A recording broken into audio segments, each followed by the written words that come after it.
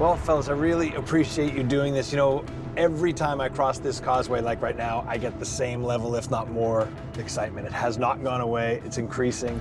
I imagine you guys are pretty excited about this year, too. Yes, no problem, Maddie. We're glad to do it. Glad to take you around the island. And yeah, we're very excited. Last year, you guys got so far in the garden shaft, an incredible effort by everybody, but then it ends with this unbelievably dramatic flooding. And that's kind of the last we've really seen of you and the whole team.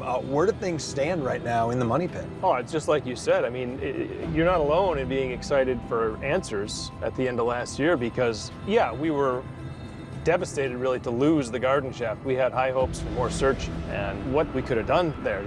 Right.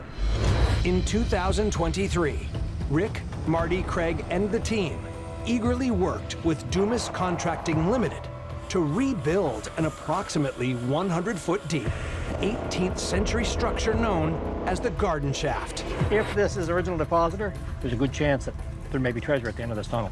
Yep.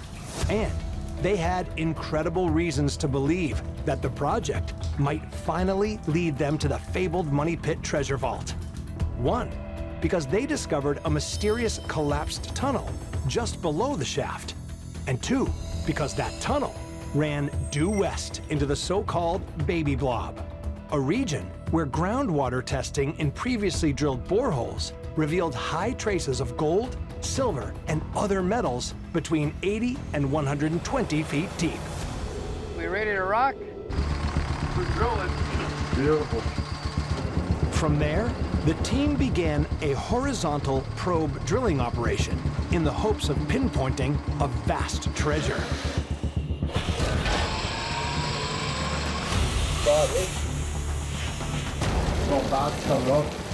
But that is when disaster struck. Ocean water rushed in, forcing Dumas to evacuate the shaft and halt the operation. It also made the team wonder if they had fallen victim to the legendary booby trap that has thwarted all previous treasure hunters for more than 2 centuries. It's hit what seems to be the flood tunnel system. Have you accidentally hit something that's really validating to the history of Oak Island? Yeah, we've got science telling us that there's a presence of a treasure here on the island, and then we've got an inadvertent kind of accidental hit that almost confirms the flood tunnel legend because the quantity of water, the volume of water, the speed with which it flooded the garden shaft is more than anything we've seen in the Money Pit and can't be explained by the natural formations that we found in the Money Pit. Right. So it really is a huge mystery. I love it. So we'll make our way out to the Money Pit, but I think first we should stop here at Lot 5, show you the latest. Makes sense. It's changed quite a bit since you've last been here. I love it. We're here now. All right. See it for yourself. Let's do it. I always love Lot 5. It's so peaceful and serene. It is. It's a special place. Back to Lot 5. I love it. Oh, Maddie, you remember all the different finds that we've had over the past 2 years on Lot 5 since we acquired it? Oh, yeah, let's see. What have I seen here? Oh, a couple ancient structures that nobody knew were here. Artifacts dated back from 1200s all the way to 1700s.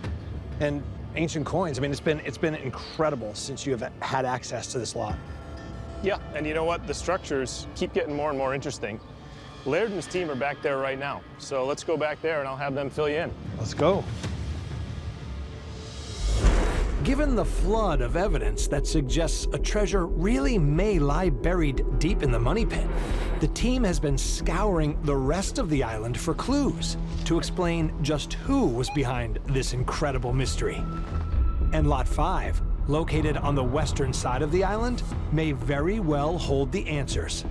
Rick, Marty, and Craig purchased the 4-acre property in 2022 from the estate of the late Robert Young. That's got to be a really old coin, mate. It's like the other ones. Pretty cool. And since then, the team has made stunning discoveries that point to a number of possible suspects. Let's start with 4 Roman coins that date back as much as 2,000 years. They found a 14th century lead barter token that, just like the lead cross found in 2017 at Smith's Cove, might be connected to the Knights Templar. And they've also uncovered a number of iron tools that have been scientifically linked to Sir William Phipps.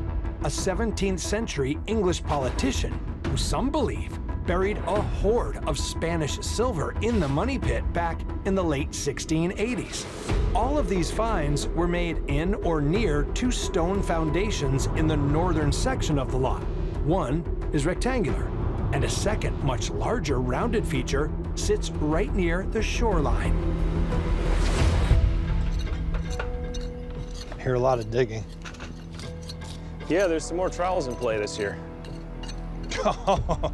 Oh, you kidding me? Hey, Maddie. No way, Laird. So, Maddie. No way. You know Laird. Yeah, absolutely. Hey, Betty. You know Fiona. Fiona, great to see you again. Good to see you. You met Helen. Helen, good Hi. to see you again. This is Ethan. Nice to meet Hello. you, Ethan. And this is Todd. Hey, Todd. We got a big crew this year. Laird, you've uncovered like an ancient city here, it looks like. It just kept going and going and going. My goodness. Yeah. And then we decided to keep going to the west, but it turned to the north. So we kept going to the north, but then it turned to the west again. And then it turned to the north again. And then as we were following it west, it turned into a semicircle. Unbelievable. So you did say to me at that time last year, you said, there's no telling how big this could be. It could be a lot bigger than we think. Mm-hmm. But I was thinking like, oh, the wall extends maybe another 5 feet. Did you have any idea it would be like this? Not this big and not this shape. It's not like anything you've ever seen before, Laird, correct? No. It's incredible. Some of the artifacts that we found, the designation of this site has changed, right, Laird? Yeah, this is what we call a designated special place now.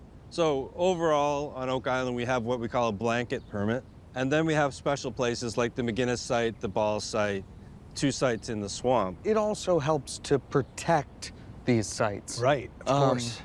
Because we need to do it in an archaeological fashion so that we can find the artifacts in the context of the layer that they were dropped. Actually, Fiona, why don't you walk Maddie through a little bit of what we're suspecting about this feature? It definitely looks like this was perhaps constructed in a few different periods, perhaps. So this area over here looks like it's the older part of the structure. It's more of a rectangular, squarish type feature.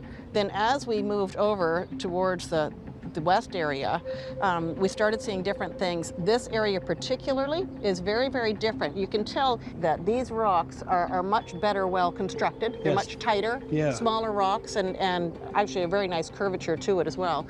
And the same with this semicircular feature that's built on top. That all seems to be part of that same addition. And if you look down here, right underneath those rocks, there's actually a little airflow area underneath. That looks like it was very specifically designed. So as you've uncovered it from my right to left here, I'll call it, it got newer. That's what it looks like. Interesting. Which would speak to that possible, if there is a multi-generational conspiracy or people coming back and adding on. And it seems to have been filled in at some point. It was filled in most likely before the discovery of the money pit. Right, Laird? I think so. Maybe while they were building the money pit, they were living here. It's not out of the question. This is the first place we found that could be the answer to that question. Wow, this is incredible. And congratulations, first of all, because I know how painstaking it is what you guys do. And it's a testament to your hard work, your scientific knowledge, your dedication. And I truly believe, you keep going here, you're gonna find an artifact or something that just might indicate who was here first.